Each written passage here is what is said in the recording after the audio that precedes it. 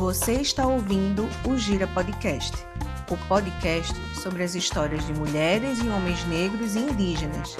Nessa temporada, contamos com o financiamento da Fundação de Amparo à Ciência e Tecnologia do Estado de Pernambuco, FACEP. Gira Podcast, onde o saber circula.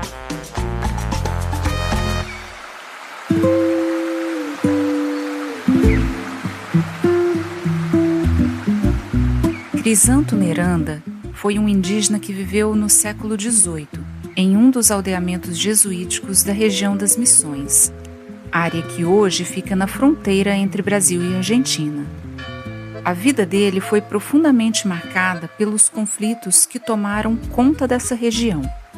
Para entender melhor o relato que vem a seguir, é importante olharmos primeiro para o contexto histórico e político em que Crisanto estava inserido, especialmente o Tratado de Madrid e a chamada Guerra Guaranítica. O Tratado de Madrid, assinado em 1750, foi um acordo entre os reis João V de Portugal e Fernando VI da Espanha. A ideia era resolver uma disputa territorial que já vinha desde o início da colonização, definindo melhor os limites entre as terras portuguesas e espanholas na América. Esse acordo acabou dividindo a região das Missões, que era formada por 30 aldeamentos. 7 deles, localizados na margem oriental do rio Uruguai, passaram a ser território português, área que hoje corresponde ao estado do Rio Grande do Sul. Com isso, os indígenas que viviam nesses aldeamentos, junto com os jesuítas, deveriam abandonar suas terras e atravessar para a margem ocidental do rio Uruguai, que continuava sob domínio espanhol. Mas o que aconteceu foi bem diferente. Esta tierra es nuestra, no nos iremos. Em vez de uma mudança pacífica, surgiu uma forte resistência, que acabou levando a um conflito armado entre os indígenas guaranis e as forças do Império Português. Esse conflito ficou conhecido como Guerra Guaranítica. É nesse cenário de guerra que a história de Crisanto Neranda ganha destaque, porque ele sabia ler e escrever e acabou registrando em detalhes parte do que aconteceu naquele período.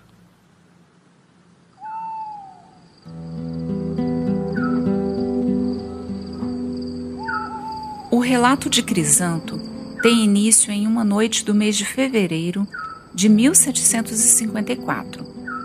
A escuridão ainda encobria os arredores quando um grupo de quase 500 indígenas guaranis, vindos de diferentes aldeamentos, avançou contra o forte português que se chamava Jesus Maria e José, às margens do Rio Pardo. O ataque rompe o silêncio da madrugada. A correria, gritos, disparos que ecoam de forma irregular. No meio da confusão, corpos se movem entre sombras e fumaça. Os guaranis tentam tomar o forte com rapidez, mas enfrentam resistência. O confronto é curto, porém violento. Ao final, são contabilizadas 34 mortes. Destas, 22 eram indígenas. Parte dessa desvantagem se explica por um detalhe decisivo. As escopetas carregadas pelos guaranis haviam se molhado durante a travessia a nado do rio Jacuí, o que comprometeu o seu funcionamento. Em meio ao combate, muitas armas simplesmente falharam. Mesmo assim, o número expressivo de indígenas parece ter acuado os portugueses. Em determinado momento, diante da dificuldade de conter o ataque, os lusitanos propõem uma trégua. Basta de sangue. Vamos parar com isso. Oferecem diálogo. Podemos conversar, ninguém precisa morrer aqui.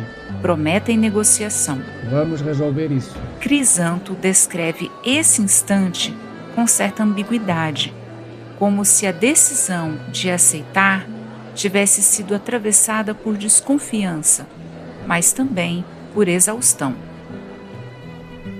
Os guaranis aceitam. Ao todo, 53 indígenas entram no interior do forte. Entre eles está Crisanto Neranda. Lá dentro, o ambiente é outro. O barulho da batalha fica para trás e dá lugar ao silêncio de desconfiança. No confio em eles. Há bebidas alcoólicas, oferecidas ou simplesmente disponíveis. Aos poucos, os indígenas se embriagam. A tensão cede lugar a um relaxamento perigoso. É nesse momento que a situação se inverte. Os portugueses agem.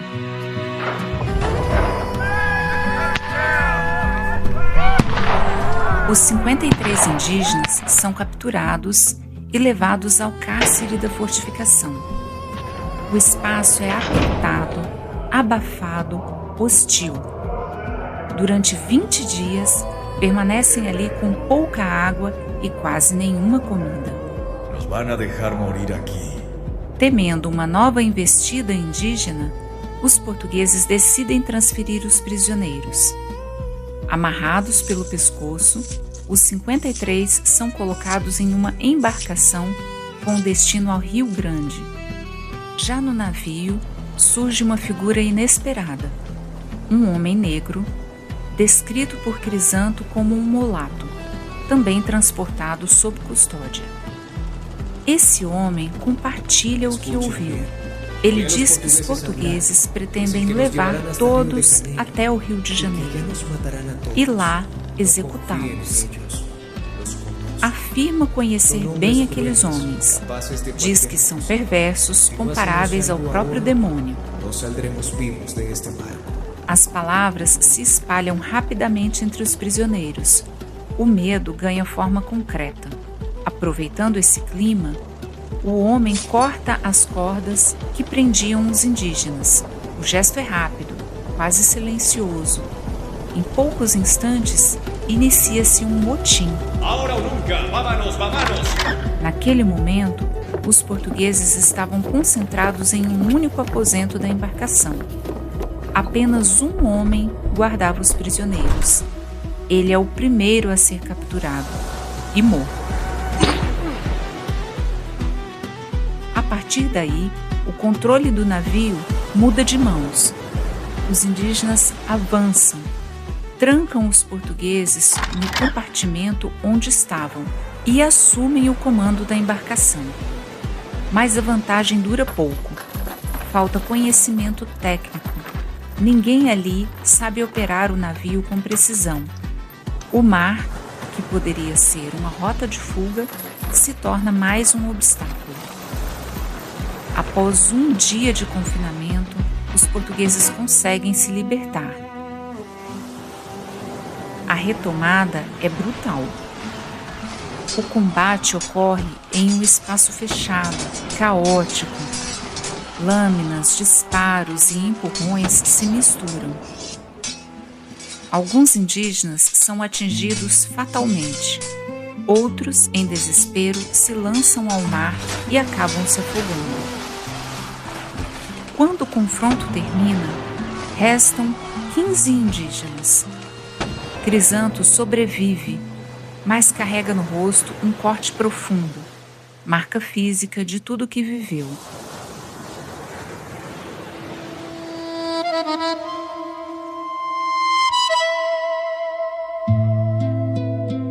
Com o controle do navio retomado, a viagem continua. Nos dias seguintes, os prisioneiros escutam conversas entre os portugueses, planos de vingança discutidos com frieza. Crisanto registra esse momento. Todos convinieron que habían de acabar con nuestra vida. Todos concordavam que iam acabar com a nossa vida, mas não concordavam com a forma de o fazer. Os planos daqueles homens não passaram de especulações, e ao chegarem em terra firme, não foram mortos, mas aprisionados.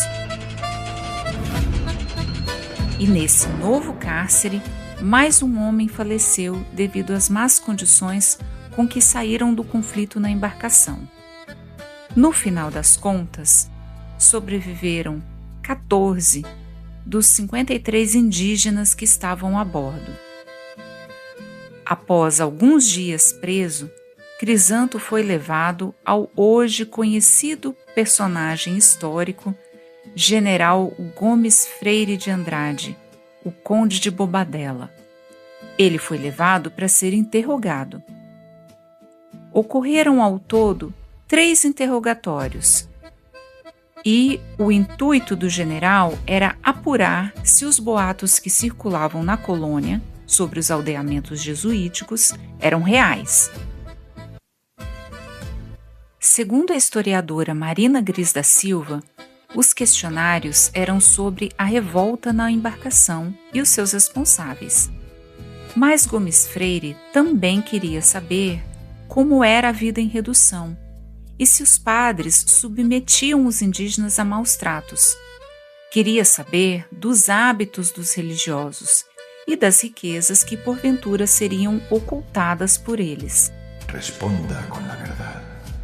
Piénsalo bien antes de hablar. Durante os questionários, o general utilizava de diferentes recursos de persuasão, coação e intimidação para obter as respostas que buscava. No entanto, Crisanto Neranda parece ter se mantido firme em suas convicções, defendendo seu modo de vida no aldeamento e a manutenção daquele espaço. Isso fica claro no próprio relato escrito por Crisanto Neranda. Ya he oído todo esto, señor general, y con licencia tuya diré lo que me parece. Já ouvi tudo isto, senhor general, e com a sua licença direi o que penso. Já vi o Rio Grande, mas desde que me trouxeram para aqui, não ouvi missa, não rezei uma só vez o terço. Nem sei se reza. Depois dessa última conversa, quando já haviam se passado 2 meses de cativeiro, o general ordenou que libertasse os 14 indígenas e os levassem de volta para seus respectivos aldeamentos.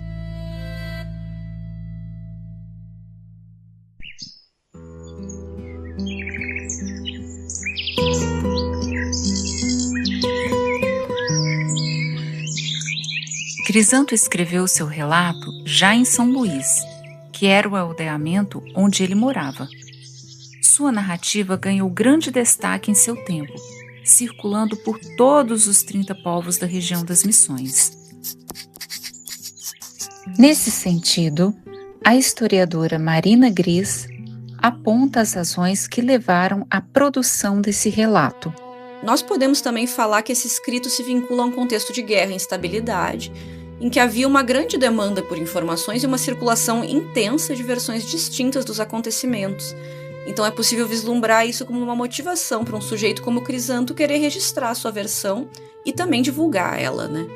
Infelizmente, o manuscrito original se perdeu com o tempo, somente chegando à nossa contemporaneidade através da tradução de alguns autores. Mesmo assim, o texto escrito por Neranda possui significativa relevância histórica, porque através dele é possível identificar a percepção de um indígena sobre aquele mundo colonial em que ele estava inserido.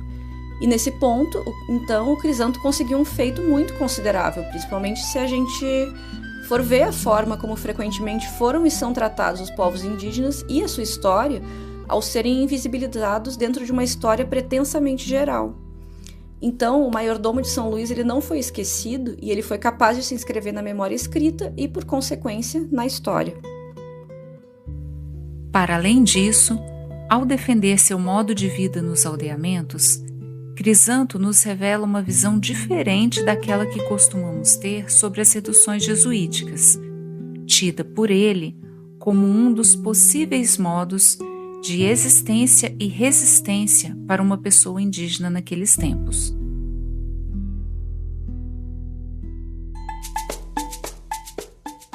Quer saber mais sobre os nossos personagens? Segue a gente no Instagram, no @girapodcast. Produção e roteiro, Karina Moreira Ribeiro da Silva Melo, Júlio César Barbosa de Melo e Felipe Tavares. Locução, Júlio César Barbosa de Melo. Efeitos sonoros, Júlio César Barbosa de Melo. Na técnica, Alma Gesto Produtora.